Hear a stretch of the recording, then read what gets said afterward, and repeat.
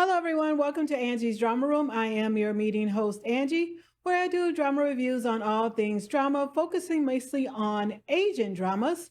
And today I am going to do my first impression of two Korean dramas. I know it's two in one, so just stay with me. I will probably put the timestamp if you like that, just to jump to the one that you want.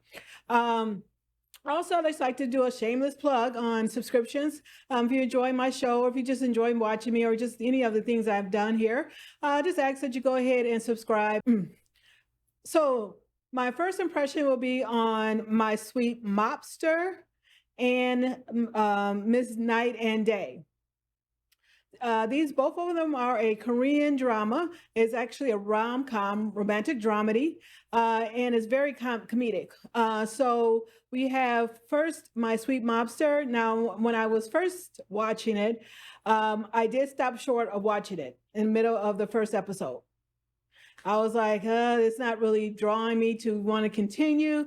However, I did watch another YouTuber and she was like, hey, get past the first episode. The other ones will just fall right in and you really enjoy it. So I said, okay, you know what? Let me try it.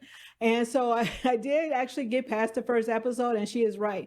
After the first episodes, right now, I believe they're on episode 4 as point of this recording.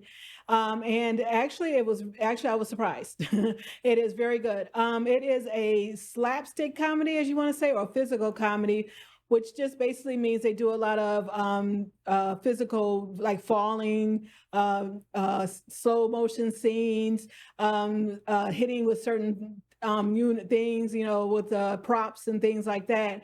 But it's funny if you like that stuff, but it is still a comedy and it's still entertaining. And actually, I really am enjoying it. I really don't have too much bad to say because it is what it is when it comes to these type of romantic comedies. Some things I might have been like, yeah, but however, like one scene. So what it is, we have is our mobster who is an ex-con, and he opened up a food packing plant or meat packing plant, and where right now they're trying to promote or try to get into the children's food markets, food that caters to the children, and so that's what he does. Now we have our female lead, who is a kids content creator. So she is on these social media platforms, and also she hires herself out to be a influencer and help with promotions and things in that nature for children. So she focuses on children. Her show name is Mini Ani. So it's like mini sister, little sister, well, not little sister, but however, Mini Ani. And basically, she was part of an agency that does this. Now, about the episode 4 right now, there was a little bit of scene there where they were at a festival, and this is pretty much where the dramatic stuff comes in. Also, where our male lead, which was the mobster, Ji-won, that's his name that's his character name.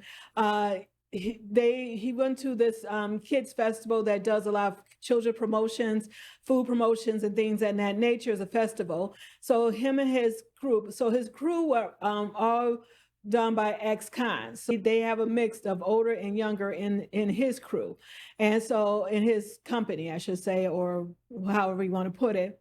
And so he had him to go there.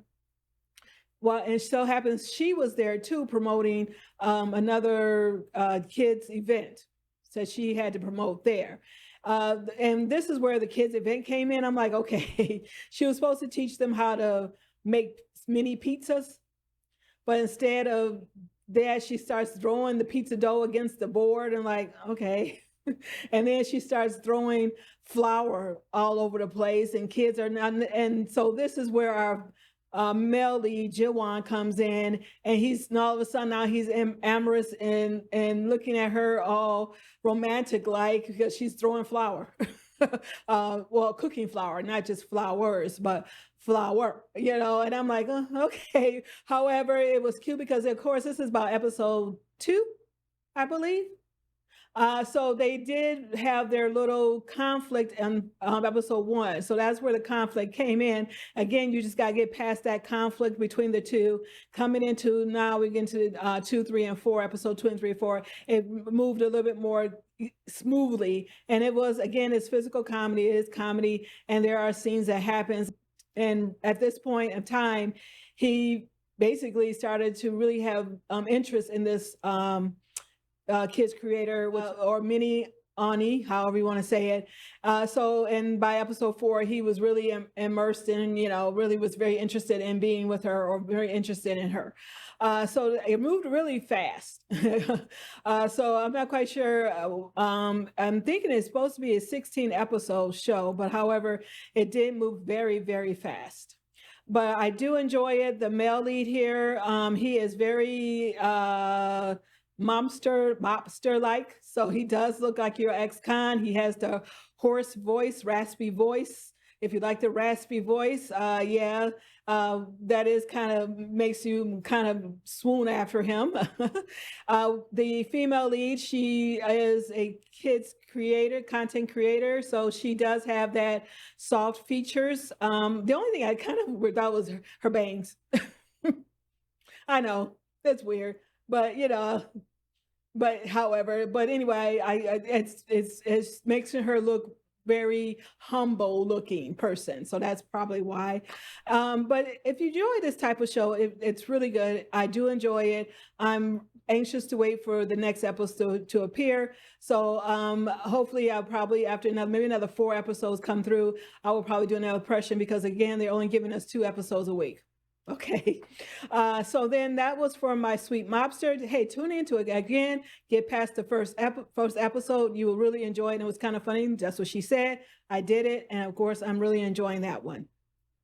The next one is Miss Night and Day. It is on Netflix. I was surprised.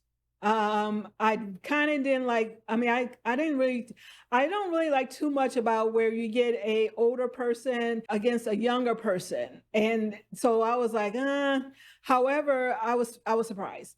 So what happened, basically what this really was, you have our female lead who was trying to get a job as a civil servant.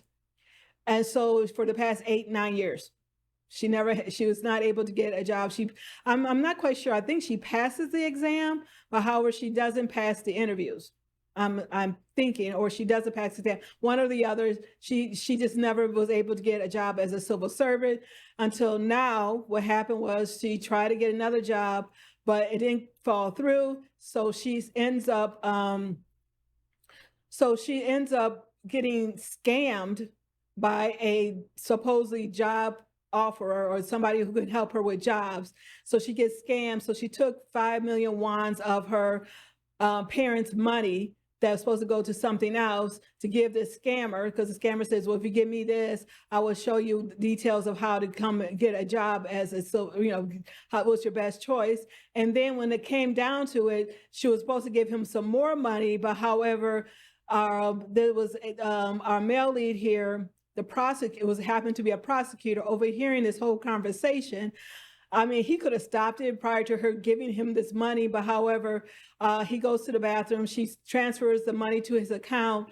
He stops he stops the scammer. The foot pursuit went on. He captures him. The female lead went after him too. And so now they found out this whole thing was a scam, and they're like, why, basically, why'd you fall for this? And she's like, I don't know. She just kind of fell for it. And so, because, she was desperate, basically. She was desperate for a job, and she thought this was the best way of getting it. And then, so now this is when she's she's late 20s. Okay. So she's 28. Okay. Now where comes the older version of her.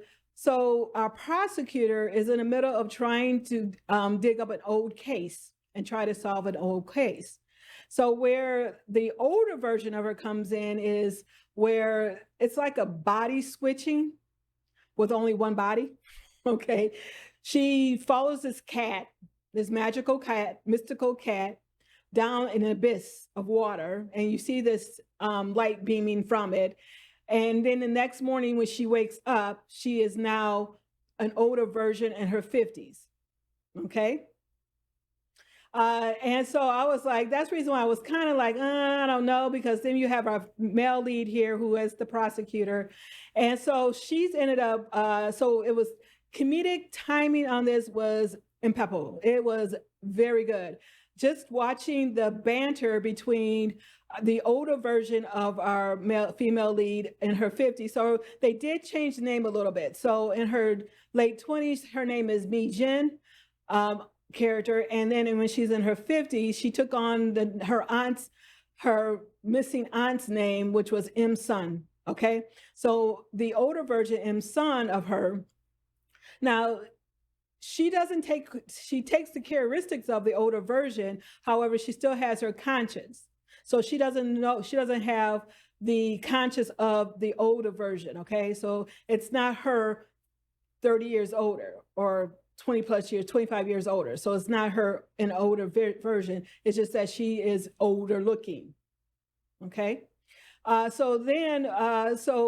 comedic timing was impeccable. When she woke up and she goes into so she doesn't know at this time when she wakes up the next morning that she turned into a 54-year-old woman. Okay. So when she goes into the, living room, and so she sits next to her father, and her father really wasn't paying attention to her. So she's starts scratching. Her dad asked her to scratch his back. So she's scratching his back. Mom's in the kitchen. Mom was saying something in the kitchen. So mom comes out and she's like, I mean, it's just the comedic timing. It was impeccable. I mean, it was very good. She's screaming, they're screaming. She's calling for her daughter. And she's like, what? And she's like, no, Mi Jin, no, what? Yeah, and so she's like, what's going on? Why is it happening? And you just got to watch it for that, just that portion alone. And it was very fun. It was funny to me. I thought it was very good. It was very funny. So she finds, so of course now she finds out that she turns into a older version of her during the day. She turns back to the younger version of her at night. And now we have our prosecutor who is taking on they call it a cold case. And so he moves to the country or the city that this woman, that Mi Jin, lives, in order to discover this cold case of missing women that were going missing in the 90s and maybe earlier on to the 80s. And maybe also it helps him find out something dealing with his mom, who died. So what happened was, I guess they had this adult program where they hire elderly people for civil servant jobs. And for whatever reason, she's good at getting a job when she's in her 50s, but she just couldn't get past the interview when she was in her late 20s. Our male lead here, his character name is Jeong, and I seen him on, we got to go back to Heirs, okay? Then you got to jump to, I think it was Devilish Charm. I think that was the name of that show, where he was the romantic lead on that, which still was a comedy on that one too. Which I'm now thinking about, I really didn't think him as a comedic type of person. But however, now here coming on the comedic type, on this comedic show, comedy show, it was very interesting. He was very good. Technically he is considered the romantic type, where he does swoop in and saves the damsel in distress. And then our older version of our female lead, M Sun, she gets the job working in the prosecuting office. She gets the job first working as the janitor or maid janitor of the prosecuting office. Then something happened and she gets the job now working in the prosecuting office, and they're trying to get her out. So they were doing all these things trying to get her out. I don't know why, but they didn't want her in there. But because she is younger and she did every job when she was younger, she did every job in the book. She was able to go do stuff quicker, and they didn't realize how she could do it so fast because they thought because she was older that she wouldn't be able to do things as fast and quick. And thank you for watching. This is my first impression of these two shows, my Sweet Mobster and Miss Day and Night. So I would start if as things progress, I may do about the 8th episode. I may do another second impression of it, part 2. Thank you for watching. Media adjourned.